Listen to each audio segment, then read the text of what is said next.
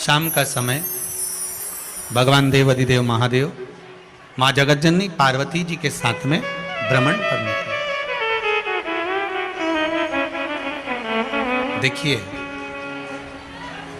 अगर प्रदोष का व्रत नहीं कर सकते, प्रदोष के दिन आप व्रत नहीं कर सकते, मान लो आपसे भूखा नहीं रहा जाए, प्रदोष का व्रत नहीं कर सकते, प्रदोष के दिन आप भूखे नहीं रह सकते, मंदिर भी नहीं जा सकते, दिया भी नहीं लगा सकते, तो शिव महापुराण की कथा कहती है कि प्रदोष के दिन, प्रदोष काल में अपने ही दरवाजे के पास में देवाधिदेव महादेव का स्मरण कर कर लक्ष्मी की वृद्धि के लिए, कार्य सिद्धि के लिए, संपदा को प्राप्त करने के लिए आप अपने ही दरवाजे के पास में एक दीप लगा सकते हो। कौन से दिन? प्रदोष के। एक बात और अच्छे से समझ लीजिए, जो बच्चे चिड़चिड़े होते हैं, चाहे घर में बेटे हों, बहुएं हों, सास हो, ससुर हो, परिवार में छोटे छोटे बच्चे हों, चिड़चिड़ प्रवृत्ति करते हों या चिड़चिड़ा स्वभाव हो, जरा जरा सी बात में क्रोध आ जाता हो, बोलने का भान नहीं रह पाता हो, शब्दों के बाण चलते हों, तो महाराज प्रदोष के दिन, प्रदोष काल में बेलपत्री के पेड़ के नीचे एक, जो पत्ता आपके पास में हो, पान का मिल जाए तो पान का, पीपल का मिल जाए तो पीपल का, बेलपत्र का मिल जाए तो बेलपत्र का, उस पत्ते पर मात्र थोड़ा सा शहद और 7 दाने चावल के रखकर घी का दिया लगा दो महाराज, और थोड़ा सा जल हाथ की अंजलि में लेकर भगवान देवाधिदेव महादेव का स्मरण कर कर कि इस बेलपत्री के वृक्ष के नीचे माता लक्ष्मी, पार्वती, सरस्वती विराजमान है। इसी बेलपत्री के पेड़ के नीचे मेरे देवाधिदेव महादेव का 12 ज्योतिर्लिंग का स्वरूप प्रकट है। उनका स्मरण कर कर जल चढ़ा दीजिए और उसका स्मरण कर लो जो चिड़चिड़ प्रवृत्ति करता हो, क्रोध करता हो, जिसको बोलने का भान नहीं होता हो, सम्मान नहीं देता हो, अपशब्द कहते हो, उनका स्मरण कर कर आप छोड़ेंगे। एकदम एक प्रदोष करेंगे, दूसरे प्रदोष तक तो आपको कोई दिक्कत ही नहीं। 2-3 प्रदोष कर कर देखिए, बाबा कृपा करें। बच्चों को पढ़ने का कह रहे हो, पढ़ने बैठो, पढ़ने बैठो, पढ़ने बैठो, पढ़ने बैठो, तो एक आध प्रयास बच्चों के लिए भी कर लिया करो कि भाई ठीक है। जैसे बैकुंठ चतुर्दशी वाला उपाय हमारे YouTube पर भी डला हुआ है, आप उसको निकाल कर सुनना। बैकुंठ चतुर्दशी के दिन प्रयास करना, बच्चे लोग विद्या में प्रबल होंगे।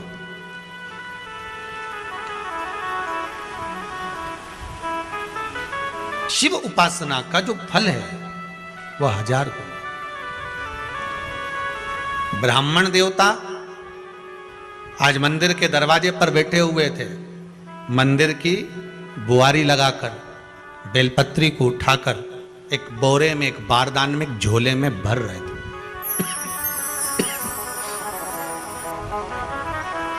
एक बारदान में, एक बोरे में, एक झोले में भर रहे हैं। पहले भी कथा में कहा, आज फिर कहते हैं, शिव मंदिर में जल बाद में चढ़ाना, शंकर के मंदिर में जाकर पंचामृत स्नान बाद में कराना, शंकर जी के मंदिर में जाकर पूजन बाद में करना।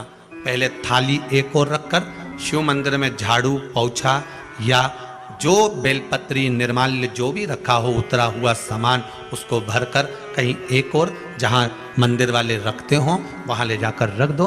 झाड़ू पोछा एक बार जरूर। इस ब्राह्मण के चरित्र को सुनिए जो शिव महापुराण में वर्णन किया गया। कार्तिक महत्तम की कथा कर रही है।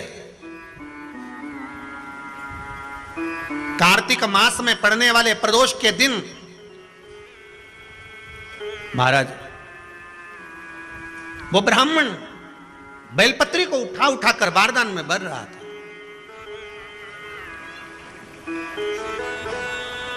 पूजन करने से पहले सबसे पहले सफाई का ध्यान रखो और एक विश्वास रखना, आप मंदिर की सफाई नहीं कर रहे हो, फिर निवेदन करूंगा आपको। आप मंदिर की झाड़ू नहीं लगा रहे हो, आप मंदिर की सफाई नहीं कर रहे हो, आप मंदिर में पोछा नहीं लगा रहे हो। जितना हाथ आप मंदिर में फेर रहे हो सफाई के लिए, उतना आपके जीवन में जितना दुख है, जितनी तकलीफ है, जितना कष्ट है, जितनी बीमारी है, उस पर हाथ फेर रहे हो। मंदिर में नहीं फेर रहे हो। नहीं तो सारी दुनिया में जितने मंदिर हैं, सारे मंदिरों में ट्रस्टियों ने कुछ ना कुछ लगा कर रखा है। स्वीपर आता है, साफ करके जाता है, ये आएगा सफाई कर जाएगा, पंडित जी होंगे तो बुआरी लगा देंगे, पंडित जी होंगे सफाई कर देंगे। उन्होंने तो पंडित जी को बोल के रखा कि साफ कर दो, पंडित जी करते भी हैं, पर पहला फर्ज आपका है कि आप मंदिर में आए हो तो पहले आप सफाई करो। क्यों? क्योंकि हम उसका द्वार साफ रखें। आज के समय में तो एक नियम हो गया साहब कि मंदिर में जाते हो तो मंदिर के दरवाजे पर चप्पल उतार के जाते हो, नहीं तो शास्त्र रीति तो यह कहती है कि मंदिर में भगवान सामने बैठा है तो उसके सामने चप्पल भी नहीं उतारना चाहिए। तो कई लोग कहते हैं मंदिर के अंदर थोड़ी ना उतार, हम तो जीने से भी बाहर, एकदम गेट के बाहर वहां उतार, पर सामने तो है ना, सम्मुख में तो है। तुम्हारे यहां अगर 4 लोग दिवाली मिलने आते हैं ना, तो तुमने चप्पल रखने का भी स्टैंड बनाकर रखा है, साइड में उतारिए, दहली पर मत उतार देना, थोड़ा साइड में उतारो। सामने से सब आते जाते रहते हैं, सामने उतारो, सम्मुख में क्यों उतार रहे हो?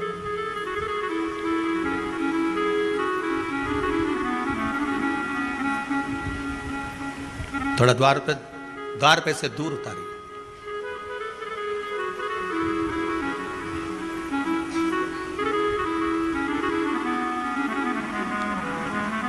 अभी तो कुबेरेश्वर धाम में काम चल रहा है, आप लोग जो दान दे रहे हो, आपके दिए हुए दान से निर्माण चल रहा है।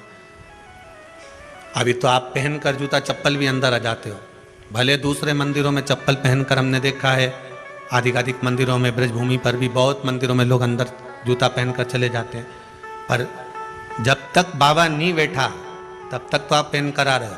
जिस दिन बाबा कुबेरेश्वर धाम में आकर बैठ गया, उसके बाद वो दोनों गेट पर चप्पल बाहरी रहेगी। आओ आप, कंकर से शंकर जब शरीर से लगेगा तब सुख भोगोगे, आनंद भोगोगे, सुख की प्राप्ति। अपने द्वार पर भी कितना सुंदर लिखा है भविष्य पुराण के अंतर्गत, और विष्णु पुराण में भृगु बाबा का चरण का चिन्ह भगवान विष्णु की छाती पर रहा। भगवान विष्णु की छाती पर भृगु बाबा के चरण का चिन्ह रहा।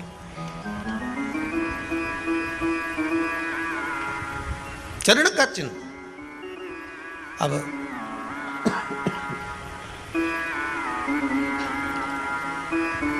भविष्य पुराण में लिखा है कि अगर हम मंदिर के द्वार पर घर के चौखट के एकदम सामने चप्पल उतार देते हैं, 7 बार दिन भर में से, कितनी बार?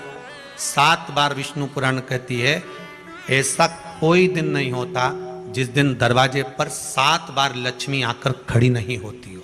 कल एक कथा कही थी आपको कि प्रत्येक मनुष्य के भाग्य में सुख लिखा है, केवल मंथन करना।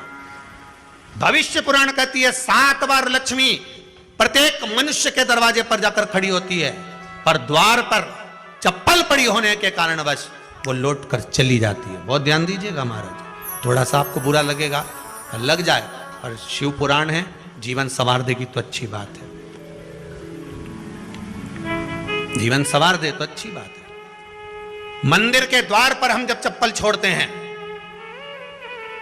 जिस मंदिर की चौखट पर चप्पल छोड़ी है, आप जितनी देर आराधना में लगे रहते हैं उतनी देर तक आपकी चप्पल पर जितने लोग लांग कर जाते हैं, जितने लोग लांग कर प्रवेश करते हैं, उसका भी दुख आपके भाग्य में आता चले जाता है। ध्यान दीजिएगा जरा। चप्पल का भविष्य पुराण में पढ़िएगा कभी कि पादुका का महत्व क्या है, पादुका किस ओर उतारना चाहिए, पादुका को कहाँ रखना चाहिए, किस जगह पर बुआरी झाड़ू को रखना चाहिए, किस जगह पर चलनी को रखना चाहिए, सुई उस सुई को जिस हाल में सब बैठते हैं उस हाल में क्यों रखा जाता है? सुई तो इतनी सी है, पर जिस हाल में सब बैठते हैं उस हाल में ना तो झाड़ू रखते हैं, उस हाल में ना चलनी रखते हैं। भैया क्यों नहीं रखते? कारण क्या है कि जिस हाल में सब बैठकर बात करें, आवक जावक की बात हो, व्यापार की बात हो, लक्ष्मी की बात हो, प्रेम स्नेह की बात हो, आपस में बैठकर सब चर्चा कर रहे हो, अगर वहां छलनी होगी, झाड़ू होगी, तो बैठे बैठे बात करने में विवाद चालू हो जाएगा। 15-20 मिनट तुमने बहुत प्रेम की बात करी, अच्छे से बात करी, पति पत्नी बहुत प्रेम की बात कर रहे थे, मालूम पड़े बात करते करते से कब झगड़ा उत्पन्न हो जाए तो समझ में नहीं आया। हमारी बहू को क्या हो जाता है, बैठे बैठे बात करते करते झगड़ा कर देती है, जरा सी बात में झगड़ा चालू हो जाता है। कारण क्या है, जिस हाल में तुम बैठ रहे हो, जिस कमरे में तुम बैठ रहे हो, जिस हाल के अंदर सब बैठकर चर्चा करते, बात करते, चित्त करते, आपस में बैठकर सब लोग एक दूसरे के बातचीत करने बैठे हैं, आय व्यय देखने बैठे हैं, दुकान व्यापार की बात करने बैठे हैं, उस जगह पर भी झगड़े का क्रम कहां से आ गया, एक ना एक का मुंह क्यों फूल गया, कारण क्या था, कोई बात टेंशन क्यों आ रहा है, मतलब उस हाल में या तो चलनी रखी है या झाड़ू रखी है, भले तुमने सोफे के नीचे फंसा दियो, भले तुमने पीछे फंसा दियो, पर पड़ी जरूर है, रखी जरूर है, कहीं ना कहीं पड़ी होगी। क्यों कहते हैं कि जिस हाल में आप बैठ रहे हो, जहां पर आप संपदा की बात कर रहे हो, दौलत की बात कर रहे हो, व्यापार की बात कर रहे हो, व्यवसाय की बात कर रहे हो, उस हाल में अगर कहीं कैलेंडर टंगा हो, कोई सामान ऐसा रखा हो, कोई पर्दा ऐसा लगा हो, कोई चीज ऐसी लगी हो, तो उसमें एक सुई उसमें रख दीजिए। क्यों कहते हैं, हमारे यहां दूल्हा भी जाता है ना, तो उसका जो साफा बनता है या जूता उसको पहनाते हो, उस तक में पिन टच करके भेज देते हैं। बोलो सही है कि गलत है? दूल्हा तोरण लगाने जा रहा है, दूल्हा तोरण देने जा रहा है, तो उसके जूते में भी पिन घुसेड़ कर भेजते हैं, पिन लगाकर भेजते हैं, उसके साफे में पिन लगाकर भेजते हैं। एक भले सुई नहीं लगाएंगे तो आलपिन लगाकर भेज देंगे। क्यों भेजते हैं, उसका कारण क्या है कि लक्ष्मी को लेने जा रहा है, संपदा लेने जा रहा है, और जिसको वो ब्याह करने जा रहा है उसका संबंध सुई और धागे के संबंध जैसा हमेशा सिला हुआ होना चाहिए, उधेड़ा ना जाए, कैची जैसा कटा हुआ नहीं होना चाहिए। एक एक प्रमाण को जरा देखो तो। पर दुनिया के लोग कहते हैं साहब हमारे यहाँ तो सुख नहीं है, शांति नहीं। शांति तुमने भंग करी, कोई दूसरा भंग करा। चप्पल उतार दी दरवाजे पर, मंदिर के द्वार पर। हम तो यहाँ तक कहेंगे पशुपति व्रत करने जा रहे हो, पशुपति व्रत को धारण करने जा रहे हो, एक सोमवार मत पहनो चप्पल, जब मंदिर जा रहे हो तब दिन भर पहनो, मंदिर जाओ मत पहनो। कोई जरूरी है कि मंदिर पहनने चप्पल पहनना जरूरी है?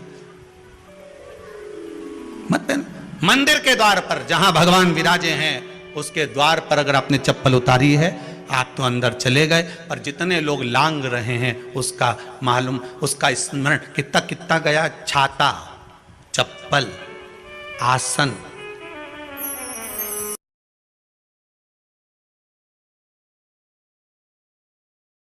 जितने आस्था चैनल पर कथा सुन रहे हो, जितने फेसबुक और यूट्यूब पर सुन रहे हो, बहुत सावधानी से सुनना।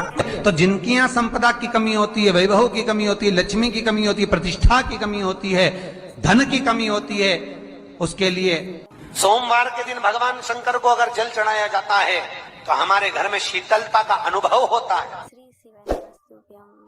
एक बहुत सुंदर बात है, अपनी जिंदगी में इसको जरूर उतार कर रखना कि शंकर के मंदिर में जाकर आप जल चढ़ा रहे हैं, शंकर के मंदिर में जाकर आप दूध चढ़ा रहे हैं, शंकर के मंदिर में जाकर आप पूजा कर रहे हैं, और शंकर जी आपकी नहीं सुन रहे तो जरूर अपनी सेवा में कमी होगी। शिव देने में कमी नहीं रखता, कमी अपनी सेवा में। कई लोग कहते हैं हम शंकर जी की आराधना करते हैं, हम पूजन करते हैं, मैं तो इतने साल से बेलपत्र चढ़ा दी, मैं तो इतने साल से जल चढ़ा रही हूं, मैं इतने समय से भगवान के 16 सोमवार कर रही हूं, मैं इतने समय से संकट सोमवार के व्रत कर रही हूं। भगवान नहीं सुन रहे तो उसमें भगवान की गलती नहीं है, गलती तुम्हारी है।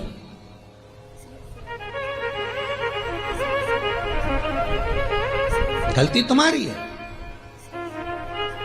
जब 10 दिशाओं को भगवान शंकर ने बांटा, और शंकर भगवान ने 10 दिशाओं को बांटा, तो 10 दिशाओं का आधिपत्य बनाया है कि कौन सी दिशा में कौन सा देवता इसका आधिपत्य रखेगा, कौन से देवता यहां पर निवास करेंगे, किसका आधिपत्य इस दिशा में होगा। पूरब, पश्चिम, उत्तर, दक्षिण, ये चारों दिशा सामने आकर खड़ी हो गई भगवान शंकर के सामने, भगवान शिव के सामने खड़ी, चारों दिशा।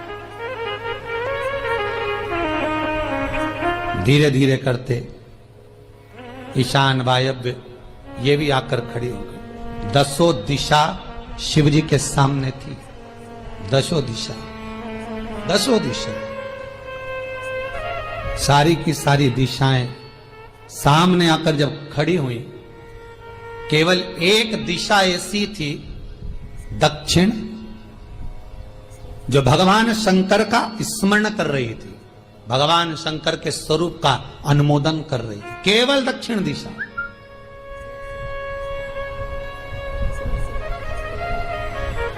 कई लोगों के मन में एक प्रश्न है, जीवन से होगा शायद, और जितने लोग टीवी पर सुन रहे हैं, मोबाइल पर सुन रहे हैं कथा को, यूट्यूब फेसबुक पर, आपके भी मन में यह प्रश्न आया होगा, कभी जिंदगी में तो आया होगा कि शंकर जी की जलाधारी उत्तर में क्यों होती है। कभी तो जीवन में प्रश्न आया होगा आपके भी कि सब शंकर जी के मंदिर में शंकर जी की जलाधारी उत्तर की क्यों होती है, किस लिए रहती?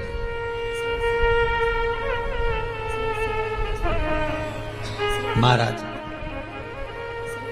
केवल एक दिशा ऐसी है दक्षिण, जो दिशा भगवान शंकर का गुणगान कर रही है, भगवान शंकर का स्मरण कर रही है। सारी दिशाएं आपस में चर्चा कर रही थी, दक्षिण दिशा शिव की आराधना कर रही थी, शंकर की।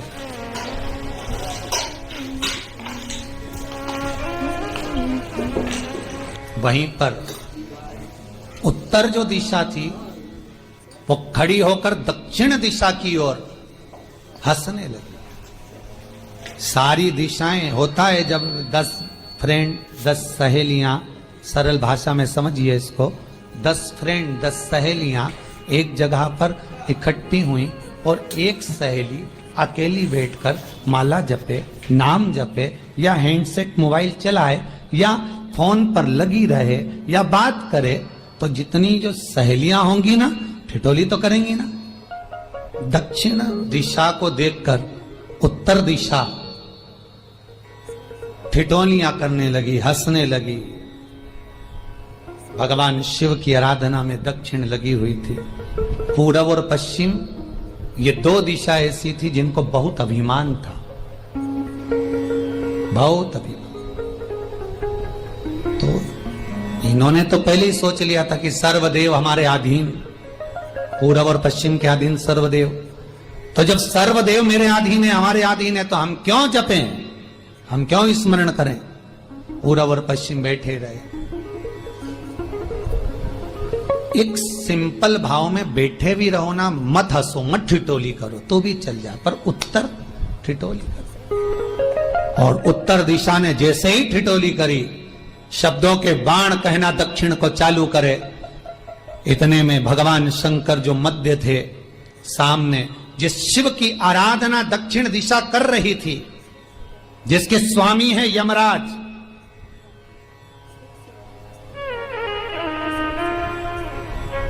जब वो करी,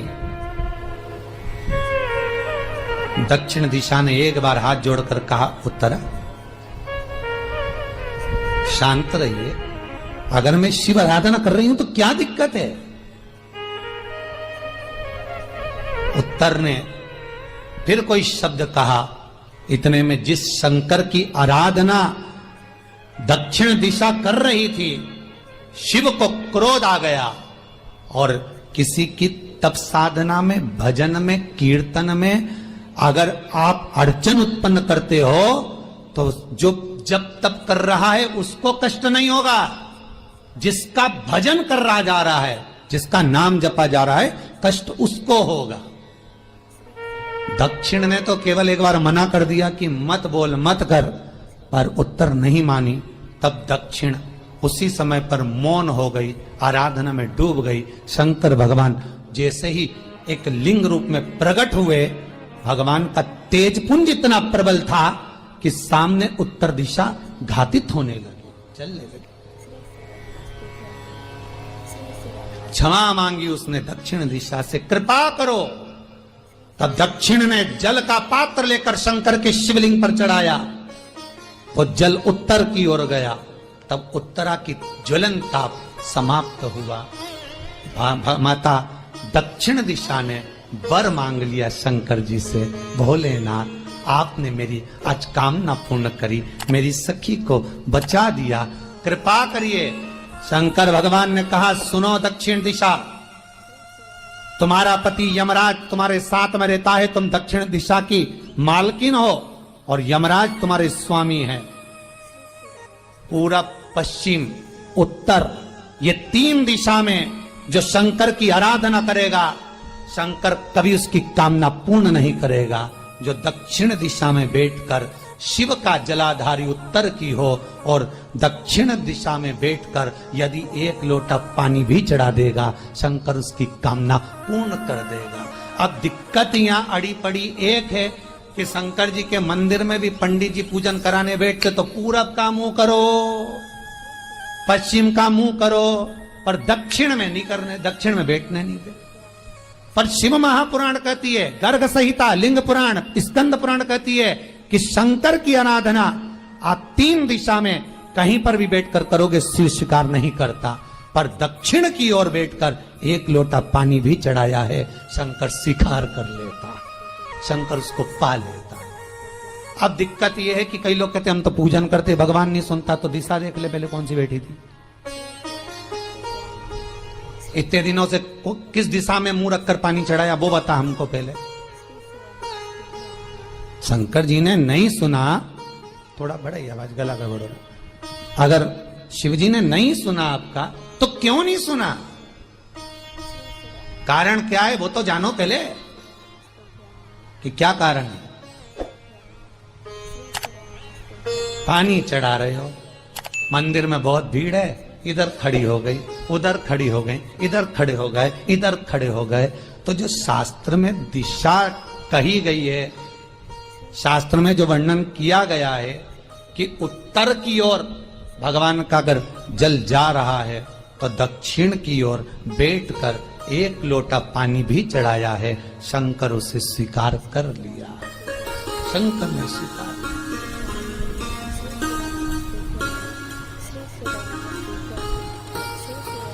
भगवान उसको स्वीकार कर।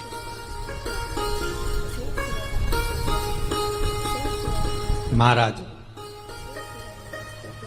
आराधना करी दक्षिण में, फिर आराधना करी, एक वर तो मांग ही लिया है, और ये वर सबके लिए मांगा है, कोई अकेले के लिए नहीं मांगा दक्षिण देवी ने, है दक्षिण दिशा ने जो मांगा वो सबके लिए मांगा, किसी एक के लिए नहीं। तो दक्षिण फिर तप कर रही है, दक्षिण दिशा फिर आराधना, और दक्षिण दिशा ने फिर आराधना प्रारंभ करी, भगवान शिव का अनुमोदन स्मरण किया, भगवत रस तत्व को ग्रहण करने का भाव प्रकट किया, फिर अब जो दक्षिण ने तप किया, आज गौरी शंकर का तप है, माता पार्वती और शिव का तप। फिर मांगा, बाबा प्रसन्न होकर, हे दक्षिण तुमने फिर तप कर लिया, फिर साधना कर ली, प्रभु एक वर और चाहिए, बोलो क्या वर, क्या वर दिया जाए। दक्षिण कहती है,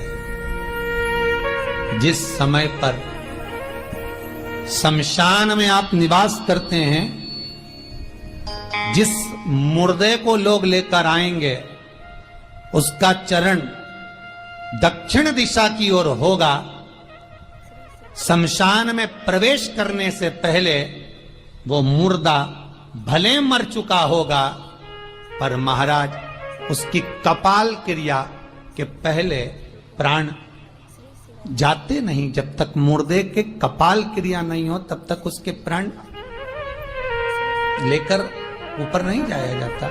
तो निवेदन है, शमशान में प्रवेश के 5 कदम पहले से जो भी मुर्दे को लेकर शमशान में आए, जितने लोग शमशान में प्रवेश करें मुर्दे के साथ में, उन सभी को काशी की परिक्रमा का फल मिल जाए। देखिए महाराज, ये दुनिया में कोई नहीं मांग सकता जो दक्षिण दिशा मांग रही है। भूतो ना भविष्यते,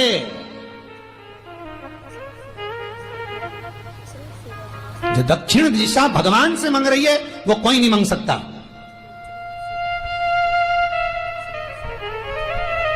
फल दीजिए। जितने लोग मुर्दे को लेकर दक्षिण दिशा की ओर, अगर मुर्दे के चरण है, मान लो कोई भूल से सिर कर लिया तो उसको ये पुण्य नहीं मिल सकता, पर मुर्दे के पांव अगर दक्षिण दिशा की ओर हैं, कंधे पर जितने लोग लेकर आ रहे हैं, जितने लोग साथ चल रहे हैं, उसका पुण्य शमशान की देहली पर पांव रखने से 5 कदम से लेकर शमशान प्रवेश तक काशी की परिक्रमा का फल उनके भाग्य में लिख दिया जाए जो मुर्दे को लेकर आए। पुण्य देखिएगा जरा महाराज, ये कोई नहीं मांग सकता जो दक्षिण दिशा ने मांगा था। शिव जी ने कह दिया तथास्तु, वही हो, सुख हो। यहां तो काशी काशी 5 बार कहने पर पुण्यता है, दक्षिण दिशा ने दुनिया का सुख आपको लाकर दे दिया। दुनिया का सुख लाकर दिया है, दुनिया का आनंद लाकर दिया। पर आप लोग पहुंच जाते हो और वहां जाकर कह देते हो कि हमारे जीवन में इस संकट है, इसको टाल दीजिए, हमारे जीवन में कष्ट है, इसको मिटा दीजिए। शिव महापुराण की कथा कहती है हमें किसी आडंबर की ओर, अंधविश्वास की ओर हमें नहीं जाना। ऐसा संसार में कोई नहीं जन्मा जिसके जीवन में दुख नहीं आया।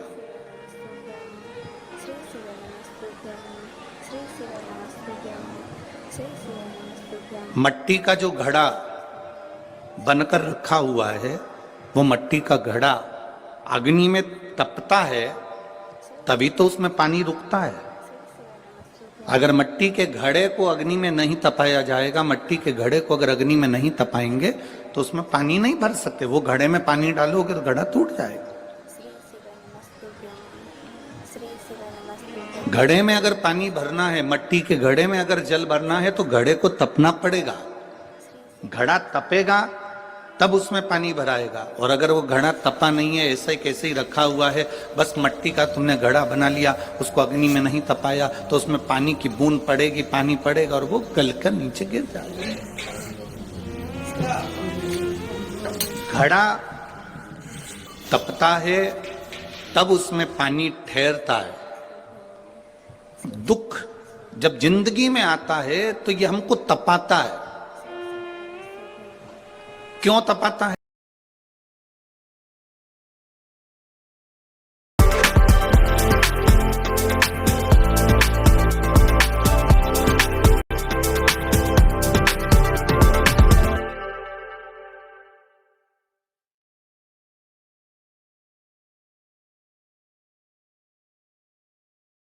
कर आप सो जाइए, आपको नींद की गोली खाने की जरूरत नहीं पड़ेगी। सुबह आराम से आपकी नींद खुलेगी, आपको जरूरत ही नहीं पड़ेगी। आप शिव जी की 5 बेटियों का स्मरण करना प्रारंभ करिए, आपको उसका लाभ मिलेगा। तो ये जलाधारी के ऊपर से जो बूंद बूंद पानी नीचे गिर रहा है, ये जलाधारी, ये जहां से जल नीचे बहता है वो स्थान,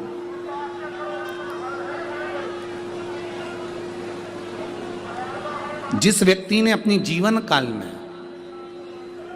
परिवार से, कुटुंब से आस नहीं लगाई, भगवान को अगर जल चढ़ाने के लिए, शिवलिंग पर जल चढ़ाने के लिए शिव मंदिर जा रहे हो और तुम्हारे को लगता है कि आज मेरा ये कार्य है और बाबा तुम मुझे पूरा करना, आज मैंने संसार वालों से आस नहीं लगाई, आपसे आस लगाई है, तो जल चढ़ाने के तरीके को बदल लो। हाथ में जो जल है उस जल को, यहाँ जो अशोक सुंदरी का स्थान है, यहां से जल चढ़ाते चढ़ाते